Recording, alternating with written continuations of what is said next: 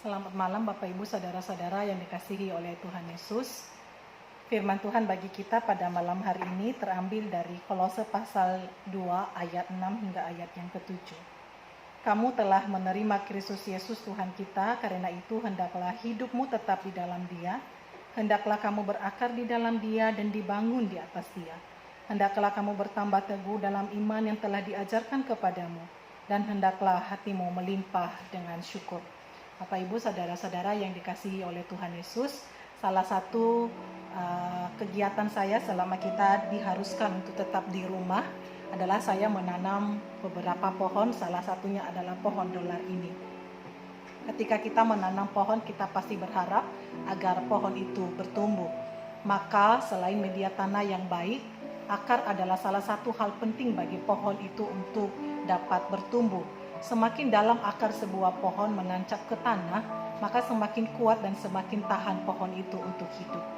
Akar sebuah pohon tidak hanya berfungsi untuk menyerap makanan, tetapi juga menjadi penyangga bagi pohon itu agar tetap berdiri dengan teguh. Paulus mengingatkan jemaat Kolose bahwa mereka adalah orang-orang yang telah menerima Yesus Kristus. Namun bahwa di dalam jemaat menyusul pengajar-pengajar sesat, di mana di masa itu ada berbagai paham dan praktik keagamaan yang diajarkan di Asia Kecil.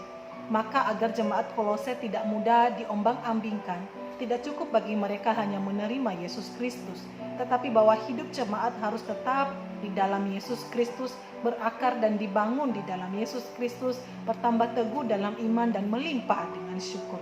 Ini berbicara tentang pertumbuhan rohani, saudara.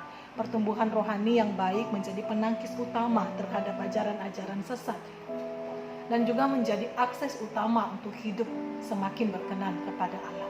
Maka tema renungan malam ini berakar di dalam Kristus. Saya percaya ini bukan kalimat yang asing bagi kita. Kita sudah sering mendengarkan berakar di dalam Kristus. Bahkan program pemuridan di gereja kita dimulai dengan tahap berakar.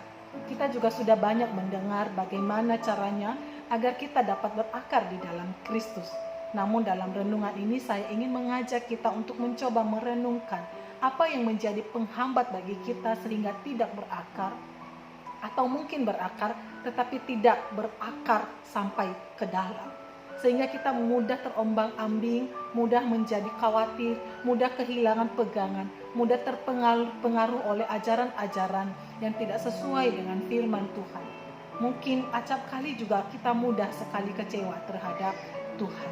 Maka saya membagikan 3 yang menjadi penghambat utama di dalam proses kita berakar di dalam Kristus. Yang pertama, jangan-jangan kita memang belum menerima Kristus Yesus. Kita selama ini tertanam bukan di dalam Kristus Yesus yang telah mati di atas kayu salib menggantikan kita, dan yang telah bangkit mengalahkan maut sehingga kita beroleh hidup yang kekal. Kita mungkin hanya tertanam di atas karya-karya Allah, di atas berkat-berkat, di atas mukjizat-mukjizat yang telah Allah lakukan. Mungkin kita juga hanya tertanam di atas kegiatan-kegiatan rohani, tetapi hati kita masih tertutup terhadap pribadi Yesus yang menyelamatkan itu. Yang kedua, pergaulan. Lingkungan di mana kita berada, kepada siapa kita bergaul, sangat mempengaruhi akar rohani kita apakah kuat atau semakin lemah. Paulus mengingatkan jemaat Korintus bahwa pergaulan yang buruk merusakkan kebiasaan yang baik. Perlu kita cek, apakah komunitas kita adalah komunitas bertumbuh, komunitas yang positif, komunitas yang memberikan pengaruh baik bagi pertumbuhan iman kita. Salah satu hukum dari pertumbuhan rohani adalah seseorang harus terserap ke dalam sebuah komunitas yang membangun, yang di dalamnya ada saling percaya, saling berbagi hidup, saling menopang, saling berbagi kelemahan dan juga keberhasilan mereka dalam melawan dosa, dan saling bergandengan tangan dalam komitmen untuk semakin serupa dengan Kristus. Yang ketiga, saudara, sumbatan kecil tetapi cukup mematikan. Saya pernah punya pengalaman dengan mesin cuci kami, di mana suatu hari mesin cuci kami mengalami kemacetan di dalam saluran pembuangan airnya. Berhari-hari kejadian seperti itu dan membuat saya sangat terganggu karena pekerjaan rumah pun menjadi lebih lama. Hingga saya akhirnya membongkar akan mesin cuci itu dan akhirnya mendapatkan, saudara, bahwa di dalam saluran itu ada kaos kaki anak kami. Kaos kakinya begitu halus dan kecil, tetapi itu cukup menjadi penghambat sehingga air dari saluran itu tidak lancar. Saudara yang dikasihi oleh Tuhan Yesus, tidak ada jalan lain yang lebih tepat untuk mengeluarkan sumbatan itu kecuali membongkar daripada mesin cuci itu. Dan saya lega karena akhirnya mesin cuci kami dapat kembali berfungsi dengan baik setelah sumbatan kecil itu dibereskan. Saudara yang dikasihi oleh Tuhan Yesus, sumbatan kecil apa yang mengganggu pertumbuhan kita selama ini? Apakah dosa yang dibiasakan atau dianggap sepele? Apakah ada dosa yang disembunyikan dan terus-menerus dilakukan?